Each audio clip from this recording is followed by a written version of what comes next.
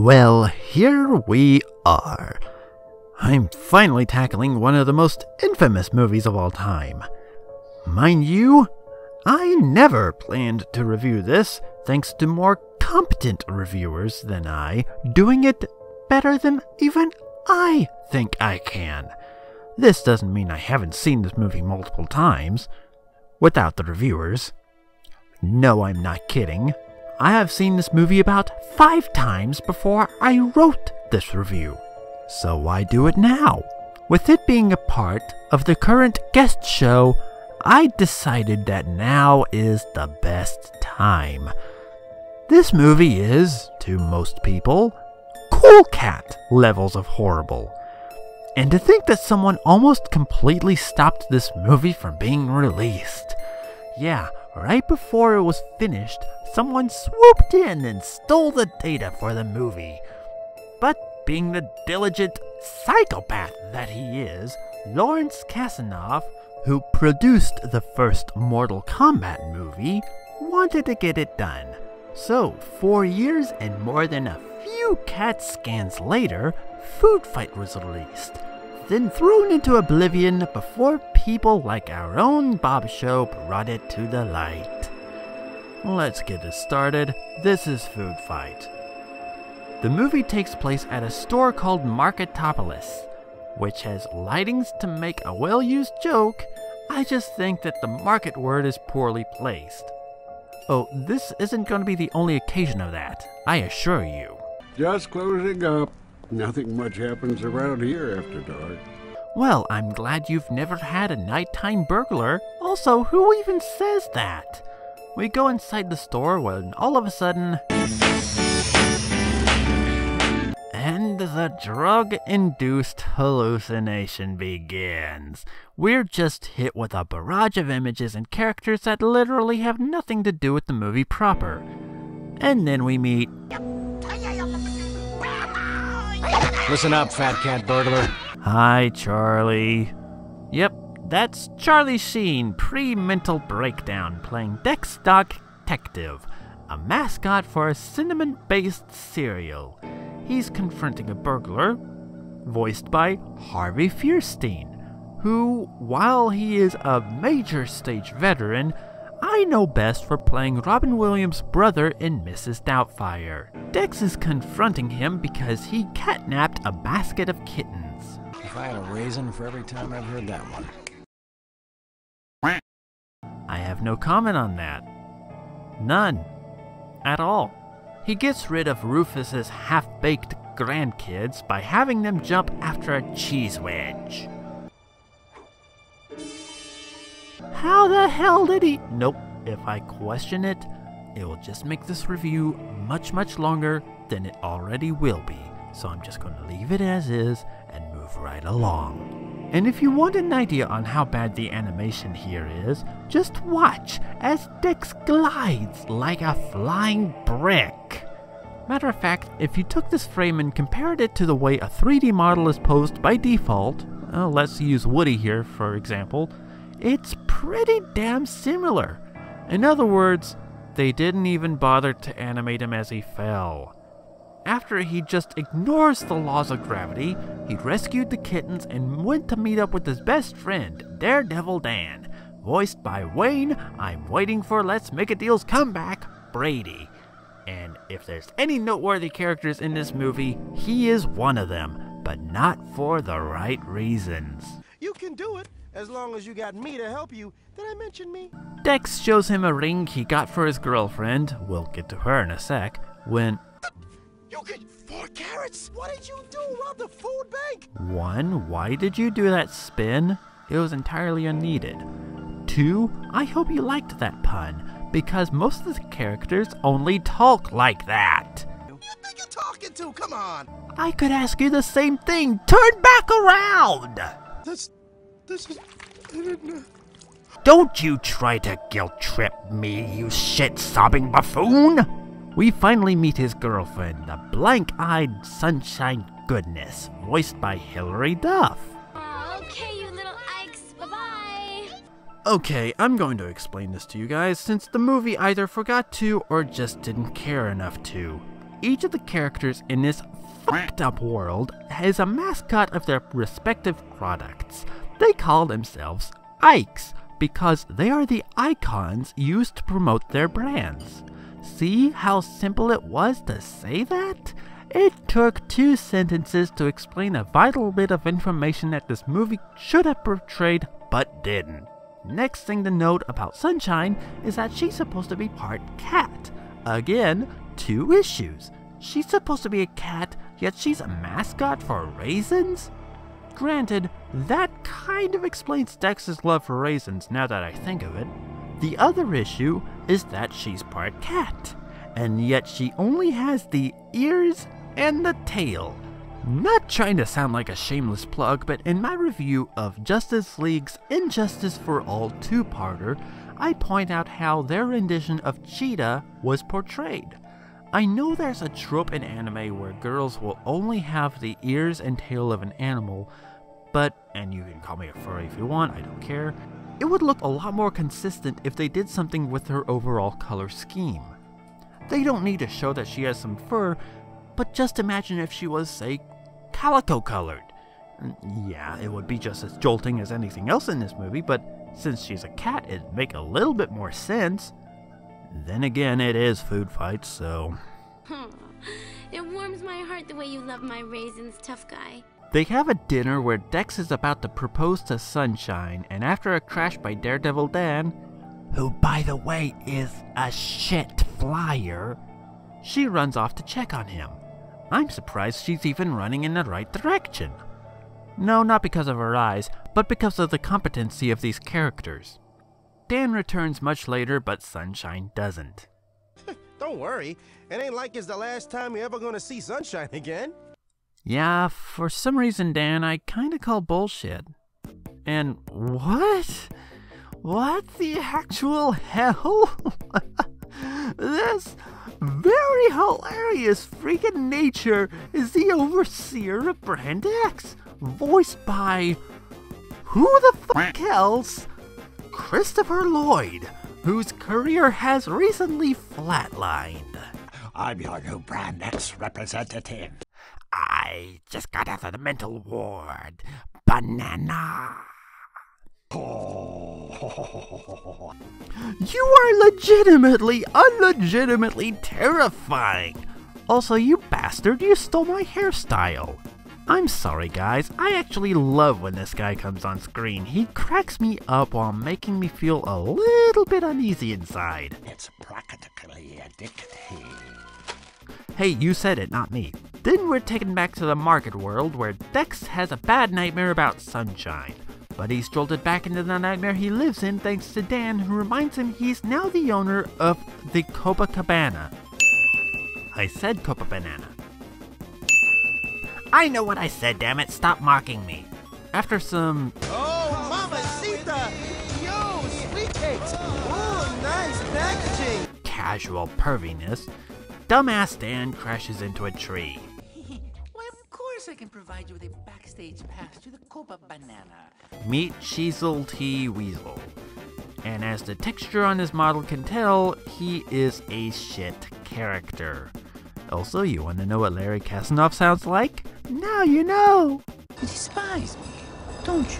Take comfort in the fact that you're not alone. After that schlock, we arrive at the Copa Banana, which has the California Raisins performing.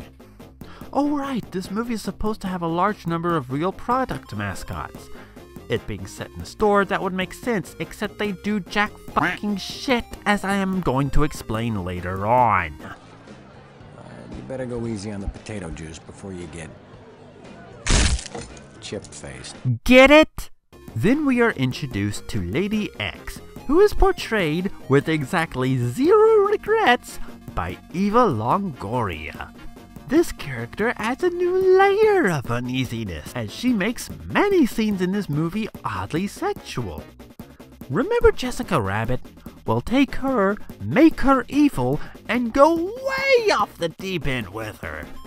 Hell, many of the scenes with her, and I say this with a straight face, were supposedly based on little jokes that the animators had among themselves. Then why were they added in, I hear you asking? it was because of Larry Kasanoff, who would catch them and, thinking it would be great for the movie, told them to add the joke scenes in. The New York Times made an article about the movie, in which an animator by the name of Mona Weiss said, "I thought they were just having fun with this. It won't make it into the finished film." Clearly, this wasn't the case. And here's another stupid question, as this movie is full of them. Why is Lady X a mascot for detergent? Later on, it's revealed that the formula that they use for Brand X is both toxic and addictive. Wouldn't it make a bit more sense for her to be a mascot for something hot yet edible? Say, a cinnamon candy or... No wait, hot sauce. That would have been perfect. Why couldn't they go with that? What? Hey, if this movie can make comments about how quote-unquote hot she is, why shouldn't I? Foodfight! If this is where you expect me to say roll credits, we're not even halfway done. After a lot of useless animation, Dex has the entire club cleared in 2 frames. Lady X leaves with dumbass Dan. How about one more innuendo for the road, Lady X? Chicks dig chocolate. Back at the office, he... Crying over spilt milk. Even though I know what I just said, this still looks unnatural. I'm looking for a guy. About your height. You do know you're technically breaking a few laws right now, right? While she clings to him like he's a tree, he catches a familiar scent. Last year I was recalled. Gee, I wonder what also happened the year before. He goes to leave when... Wait! I haven't shown you my secret ingredient. The secret's inside. Inside what? You've said that line multiple times and it doesn't make a lick of sense. They find a group of Ikes that were wiped out, to be exact. They were the ones that Dex kicked out. You know, the Nostalgia Critic made a large joke about how Mr. Clean popped out of nowhere just for a single joke. But it actually leads to a much larger issue that revolves around these mascots. One I personally don't think he properly stated. Yeah, shots fired, I don't care about that. The problem is that the movie has quite a number of brand-named mascots, and yet a very large number of them, outside of Polar Penguin for some reason, barely has a line. Mr. Clean doesn't even speak at all. For contrast, let's look at Wreck-It Ralph. Yes, it has a ton of video game characters, but at least in that movie, the makers cared enough and respected the characters enough to give them a line or two to make them feel like an actual character. That bad guy seminar, for example, may very well be one of my favorite moments in animated film for that very reason alone. Here it just feels like the writers didn't care.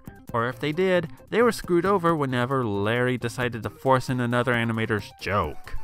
Suddenly, Brand X replacements come in that next day to fill in for the deceased Ikes, and Dex finally suits up to go and investigate. However, at this large town hall meeting, Nazis? We'll come back to that in a second. Security around here, you stole the train, oh! I recognize that voice. Why is Jerry Stiller here? I guess times got hard after the King of Queens? The lady wants the detective. Perhaps he's been very, very bad. Hello, Johnny Bravo. When did you get here? That is Jeff Bennett voicing the sick as fuck lieutenant. What do I mean by sick as fuck? Oh, you'll find out. The lieutenant pushes Cheezel off a rooftop about 4 stories up. Then halfway across town, he pops out from between Tex's legs. Okay, as I wrote that last part, I actually kinda laughed, even though this thing should have died twice by now. He tells Dex that dumbass Dan left for Lady X's place. Now let's talk about the Nazi element. Yes, one thing this movie was roasted for was its Nazi overtones, and did this thing deserve it? They're not even trying to be subtle about it. Indiana Dex scales the building, getting inside to meet Lady X along with more sexual innuendos. Look, I'm just going to skip the most of this scene because all that happens is a lot of terrible banter between the two, which results in Dex getting knocked out. He wakes up in a huge drying machine, and the way they get out is mind-numbing. Socks! That's it! Socks always escape from the dryer.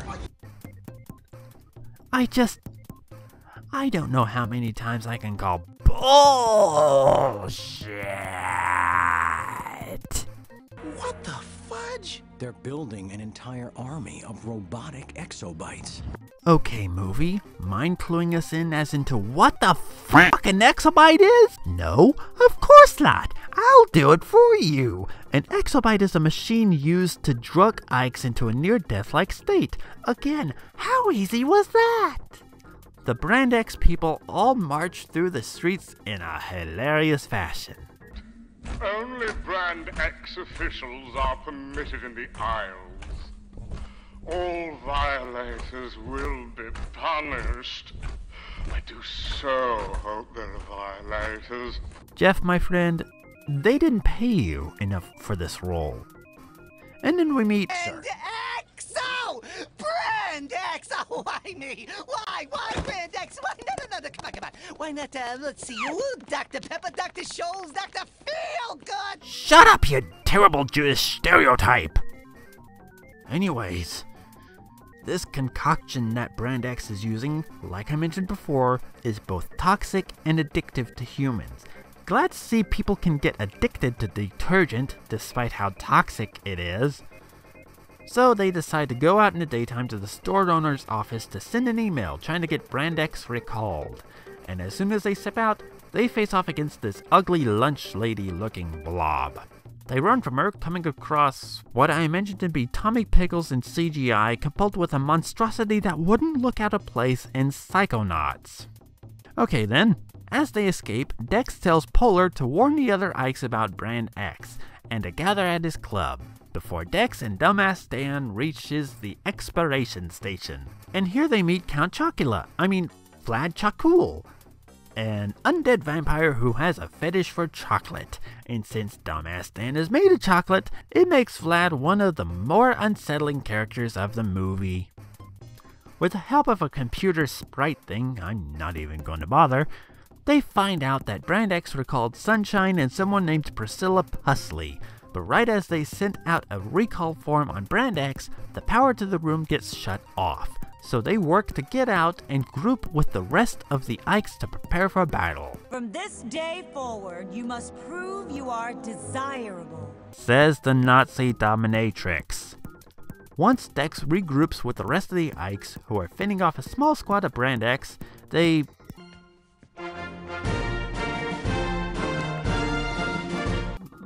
sing the French national anthem.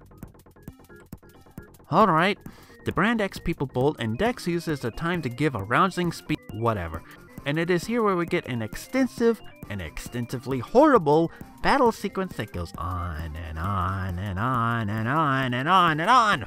So for the sake of time, I'm not even going to mess with it. It simply isn't worth it. fools! I'll destroy them all! How low can you go, Lady X? So they plan to use aluminum foil in a thunderstorm in a way that completely goes against everything science teaches us. The plan is to make little aluminum markers and plant them on top of buildings not belonging to Brand X, and when an electric storm comes by to attack them, thanks to a downed power pole, the electricity will not destroy the buildings with the foil markers on them. I can't even begin to describe how stupid that is. After many casualties, Dex tells the doctor to make an antidote before he and Dumbass Dan goes to Brand X Tower. Meanwhile, Cheezel cuts down a power pole to get the stupidity storm started. Dex makes it into the tower where we find Sunshine. She was recalled as in gone. No, forget it. I'm not the one who's gonna be puppy whipped. You cold-farted itch. Okay, that I won't forget. What the fuck? Was there literally no other insult you could have slung at her? Not only did that one make no sense at all, like the rest of this movie, it was absolutely abysmal. He helps Sunshine escape while doing the sicko in. Oh, well, this isn't very much fun, is it? I think I just wet myself. It feels rather nice. Oh. Jeff, they very, very clearly did not pay you enough for this role. The hell did they do to you, man? After a touching moment, Dan swings by to save them before the building collapses. The sun is shining again, baby! Turn around, dumbass. Turn around, dumbass. Turn around, dumbass. Thank you! That was the smartest thing you've done all movie. Once they land, the representative charges through the street, because this movie doesn't follow its own rules, apparently. And after Dex and his friends cause the big guy to fall over, they reveal it to be a robot run by Lady X, who was originally Priscilla. Gasp. But enough about me. Let's kill you! Okay, I honestly laugh every time I hear that garbage line. It's so bad. But enough about me, let's kill you! Since Dex refuses to fight back, Sunshine steps in to clean the lady's clock, and through more horrid animation, Sunshine Chip slapped her back to ugly! After they beat Brand X, the doc steps up with the antidote, saving the entire store. We end the story with Dex and Sunshine finally getting married. What more is there to say? This movie is a complete mess from start to end. However, with it being as bad as it is, there honestly were a lot of moments I kind of do enjoy. The representative is hilarious, and there is the odd line every now and again that is pretty funny, though whether it's intentional or not depends to be seen. But in the end, I have to say, this is not the worst animated thing I've ever seen. Granted, the animation in this movie is rancid, you can't say there wasn't at least some effort put in. No, it can always get worse. My final score for this movie is a 3 out of 10. Thank you for watching this with me. Thank you to Guestsheaux for hosting this video, and I will see you guys next time. Later! Stand on the ground, jump, jump, jump, jump, move it all around, jab, jab, da, stand on the ground, jump, jump, jump, jump, move it all around, jumping all around.